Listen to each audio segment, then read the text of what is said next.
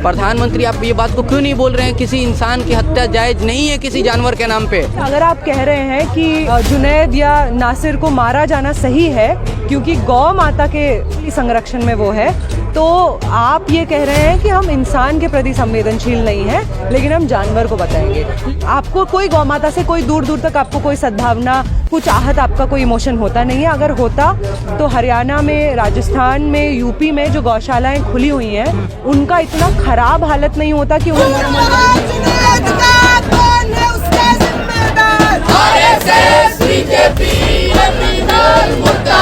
और ऐसा दौर आ गया है कि ना नेता कुछ बोल रहे हैं। जनता जब चुन के आपको भेजती है, क्यों भेजती है? ताकि आप सिक्योरिटी प्रोवाइड कर सके, एम्प्लॉयमेंट प्रोवाइड कर सके, शिक्षा प्रोवाइड कर सके। आप कुछ प्रोवाइड नहीं कर रहे हैं। एक शर्म की बात है इस देश के लिए कि आप गाय के नाम पे तो मार रहे हैं लोगों को, लेकिन इसी देश से विदेश में एक्सपोर्ट सबसे ज्यादा हो रहा है और भाजपा के बड़े नेता लोग ये एक्सपोर्ट करते हैं। इनका धंधा चल रहा है उससे। ऐसा पॉसिबल कैसे है कि पुलिस को आप बोल दे रहे हैं कि तुम्हारा टांग तोड़ देंगे और पुलिस कुछ कर नहीं रही है? ये तो सोचने वाला बात है ना कि आप कैसे दौर में रह रहे हैं जहाँ पे पुलिस को धमकी दी जा सकती है गुंडों द्वारा और पुलिस कुछ नहीं करती। आप कैसे दौर में रह रहे हैं जहाँ पे ओपनली एक इंसान दूसरे इंसान के प्रति सिंपैथी महसूस नहीं करता है। मॉब जस्टिस वैलिड हो गया है।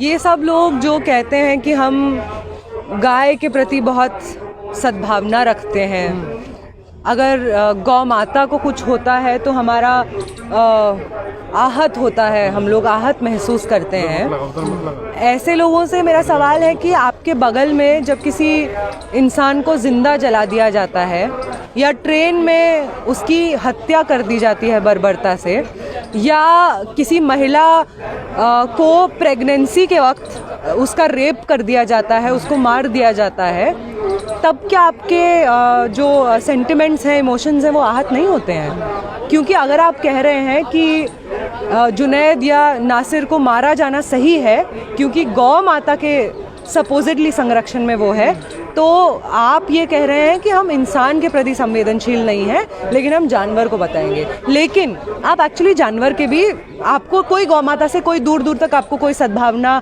कुछ आहत, आपका कोई इमोशन होता नहीं है। अगर होता तो हरियाणा में, राजस्थान में, यूपी में जो गौशालाएं खुली हुई हैं तमाम जगहों पे, उनका इतना ख़राब हालत नहीं होता कि उन गौशालाओं को जो चला रहा है वो इंसान अपने जेब से उसको पैसा भरना पड़ता, या गौशालाएं वैसे बंद हो जाती हैं पड़ी पड़ी, वहाँ पे गाय की हत्या हो रही है, तमाम तरीके का बीमारी उनको हो रहा है। ऐसा स्थिति नहीं होता गौशालाओं का। तो क्यों आखिर ऐसा हो क्यों रहा है? क्योंकि कुछ साजिश है इसके। बिल्कुल, मैं पूछना चाहूँगी कि मेघालय में जो क्या बोलते हैं भाजपा के नेता हैं, प्रदेश अध्यक्ष हैं, वो कहते हैं कि देखिए मेघालय में तो बीफ खाया जा सकता है, लेकिन इसी बीफ के नाम पर पूरे और देश में कत्लेआम होता है।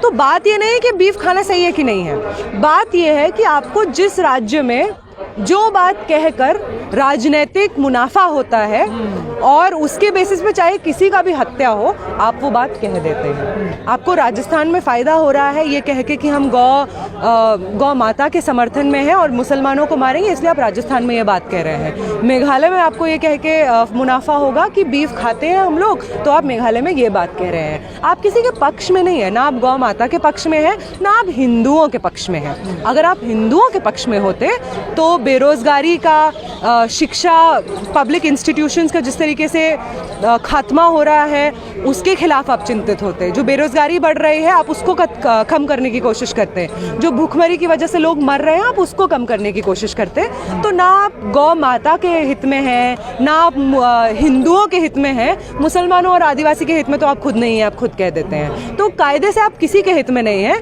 अपने खुद के हित के अलावा। लेकिन जो ये अपराध कर रहे हैं, दो तस्करी के नाम पे लोगों की हत्या कर रहे हैं, बहुत बड़ी भीड़ उनके समर्थन में खड़ी हो जा रही है और नारेबाजी हो रही है उनके समर्थन में, और दबाव इतना बन जाता है कि जो अपराधी शुरुआत में कहला रहा था उसका चार्जशीट से नाम ही खत्म कर दिया जाता है। इसे कैसे देखते हैं? इसे हम ऐसे ही देखते हैं, और इसमें मैं बार बार कहती हूँ कि ये जो मतलब मॉब जस्टिस को नॉर्मलाइज कर दिया गया है कि कोई भी चार लोग ये डिसाइड कर सकते हैं आपस में कि ये जो सामने इंसान है इसने किया होगा और इसलिए हम इसको मार सकते हैं, और मारने के बाद उस पर कोई लेबल लगा देंगे कि आदिवासी था या दलित था या मुसलमान था और फिर हमको कुछ होगा नहीं। इस चीज़ का जो नॉर्मलाइजेशन है, इसके लिए कौन कौन रिस्पॉन्सिबल है ये चिन्हित करना चाहिए हमको।